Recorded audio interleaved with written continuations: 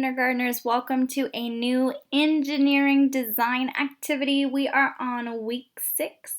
We are going to be doing gumdrop and toothpick structures, and I am Miss Acevedo. I am with USC Young Scientists Project, and I will be taking you through this activity. So I'm going to go ahead and zoom in. Okay, so today you will be able to design a house using toothpicks and gumdrops. So here's what gumdrops look like, and you're going to stack those up together and you're going to be making a house. So your task today will be to build a house using only these two materials, toothpicks and gumdrops. And your house, you can build it any way you'd like. You see there's a box shape here and a triangle shape here. You can build it any way you like, but we have some criteria. Criteria is another word for rules. So if you're going to be building that house today, you have to follow the criteria, the rules. So the first rule is that you can only use toothpicks and gumdrops. So this is what toothpicks look like. This is what gumdrops look like.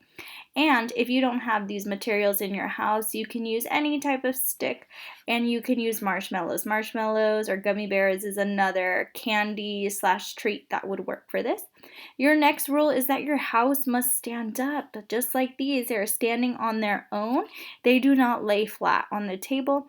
And last but not least, the house must stay up during an earthquake, shaking the structure on the table or on a tray. So what that means is you're going to build your house, and then you're going to make a pretend earthquake. An earthquake is when the land shakes. So you're going to make a pretend earthquake. You're going to shake the table that your house is on, or you're going to shake a tray or a plate that your house is on, and that is how you're going to make your earthquake. So let's go ahead and watch really quickly how you can start to put together your gumdrop house. So watch me create a structure out of toothpicks and gumdrops. Hello, awesome kindergartners. I'm here with a new experiment today, an engineering design. This is our second engineering design, and it is going to be so fun. It actually involves some really sweet trees. It involves gumdrops. This is one of the materials you're going to need today. It's gumdrops. I have an orange one and yellow and white one. So gumdrops, you can find these at a store near you. Or if you don't have gumdrops, you can use marshmallows. Marshmallows do the exact same thing that gumdrops do. They're sticky, they're delicious, and they're great for building. And the next material I need today is toothpicks. Right here, I have 1,000 toothpicks. Oh, and they're falling out, and that's okay. But you need a lot of toothpicks today because we're going to be building houses. You're going to be an engineer today, and you are going to be building houses. So I'm going to teach you just a few ways to connect your gumdrops with your toothpicks. I'm going to show you how to get started, and then you're going to build your own house on your own. So I'm going to go ahead and I'm going to take my first material, which is my gumdrop, and I'm just going to stick it in a toothpick, and I'm just going to start building. I can connect as many toothpicks and gumdrops as I want. I'm going to just put some on the table, just like that. And I can start building as many toothpicks and gumdrops. Using as many toothpicks and gumdrops on my own. Now, I know that we have some rules for our toothpicks and gumdrops, and that is that you can only use these materials to help your house stand. So I'm going to make sure that I'm following those directions, and I'm not going to use any tape, I'm not going to use any glue, and I'm just going to start building and seeing if a house comes out of this cool experiment that I am doing. So let's go ahead and check. Oh, I've already started. Wonder if you could see that. I have already started creating a little house. You can see my base. I'm going to stop there so that way you can start building your house, but just remember these easy steps. All you do is you take a toothpick and a gumdrop, you stick it in, and you see where your mind takes you. How are you going to build it? And once you make a building, here's my little fun house. Here's my building. It's not that great. Yours is going to be so much better. But once you take that building or your house and you have it all ready to go, you're going to just shake your table and you're going to see if your house stays up. You can just shake your table, or you can put it on a plate and shake your plate and see, does my house survive an earthquake? Did you make a strong enough house to survive an earthquake? That is what you are going to do today. Have an amazing time, and I can't wait to see how it all turns out. Hello, awesome. Okay, now that you've seen how I start my house, it is time for you to build your house. So go ahead and pause this video, create your house following those rules, and then when you're ready, press the play button again so you can think about your house and we can answer some questions together.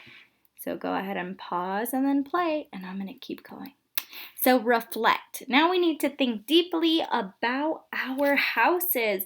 So reflect, when we think deeply about something that we did, we call that reflections or reflect. So we're going to reflect today, and you're going to ask yourself the following questions. First question is, how did your house handle the earthquake?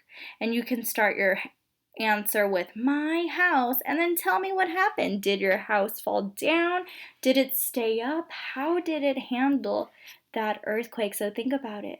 Did your house stand up, or did it fall down? Next, I have another question for you, and it is to ask yourself, do you think triangles are a strong shape? Do you think triangles are strong shapes, and why? So we're going to go ahead and we're going to take a look at this shape here, and that's the shape of a triangle. And you can start your sentence, triangles are strong because, and tell me why you think triangles are strong, because they are a strong shape. But why do you think they are strong? Now that we've built our houses, we can think about what we were doing today, and that is that today we were architects. An architect is a person who designs and builds structures, houses, buildings, bridges. That's what an architect is. So today we were architects and we built houses. So now we need to think about what makes a gumdrop house so strong, or what makes a strong gumdrop house. So when building a gumdrop house, it is very important to make sure that it is balanced.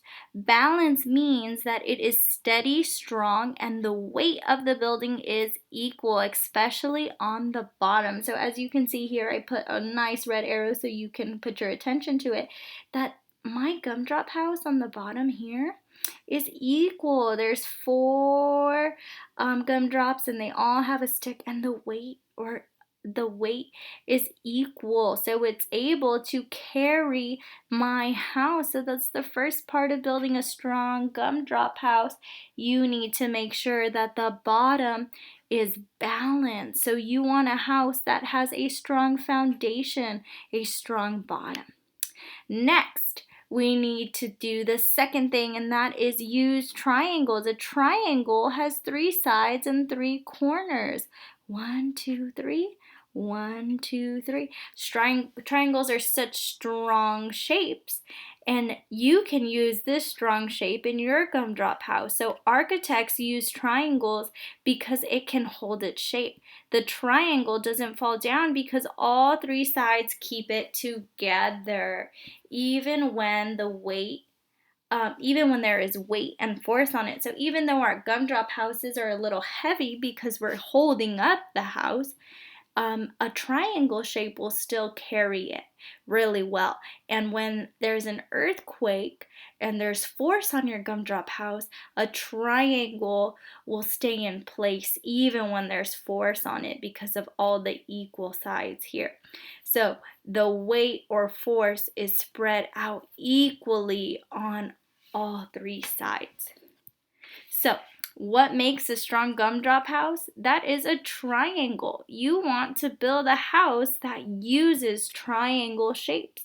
Just like this house here, I see 1 triangle, 2 triangle, 3 triangle, 4 triangle, 5 triangle. I see so many different triangle shapes in this house.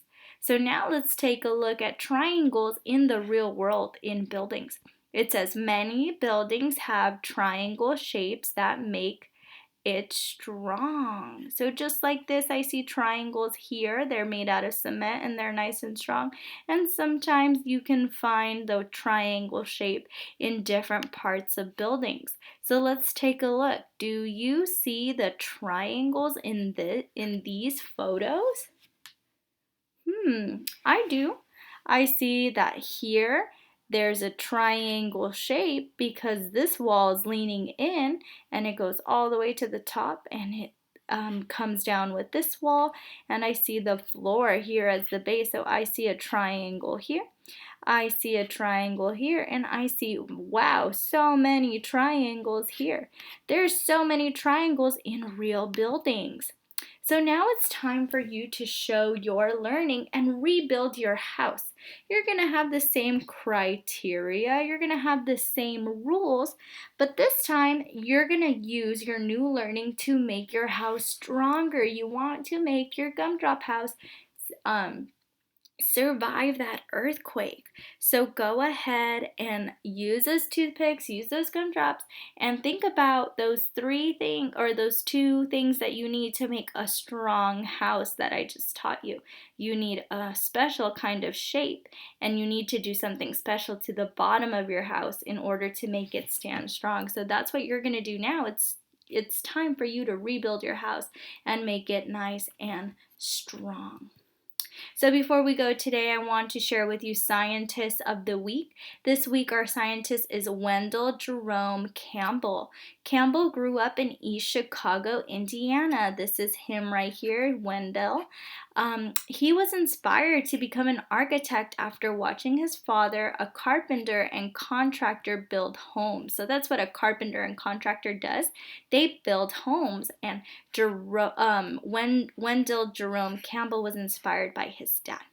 And he is an expert in designing and building houses that are affordable. He designed a number of community buildings in Chicago.